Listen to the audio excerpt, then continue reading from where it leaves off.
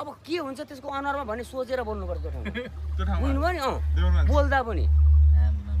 गाह्रो त्यस्तो पनि ठाउँ रहेछ नेपालमा सुनसरी जिल्लामा के नेपालको कुरो गर्नु हाम्रै जिल्लामा चाहिँ त्यस्तो ठाउँ रहेछ सुनसरी जिल्लामै कति नस्नु 4 दिन बसेको माछा 4 वर्ष बसेर लाग्नु निस्किन पाइँदैन होइन निर्वाचन त्यो स्कुलबाट बाहिर निस्किन पाइँदैन राति पनि सबै वाल हेर्नु पर्यो बा बम फ्याल्दिन्छन् कि बा आएर हान्छन् कि चिया दोकानमा गयो बोल्दाखेरि ठिक्क बोल्यो थपक्क खाएर निस्किहाल्नु पर्यो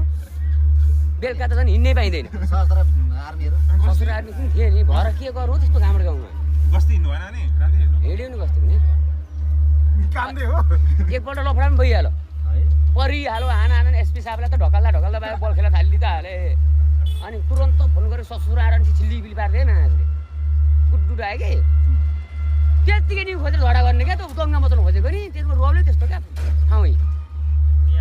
दिवानगञ्ज त्यस्तो रहेछ है फेरि हेर्दाखेरि चाहिँ मर्ना यस्तो ल्याखुरे केही गर्दैन जस्तो हुने कि गर्नु पर्यो भने फेरि साफै भनेको खुसी हुँदै गयो भाइ म त भन्दैछु त तैँले लगिदिएको होइन ल मासले उहाँ त आफ्नै ठाउँ जक्सन पढ्यो के हुन्छ होला भनेको त उहाँ पुगेको त यार बिल्पिन सुनेर गाउँ हेर्दा त ला अफगानिस्तान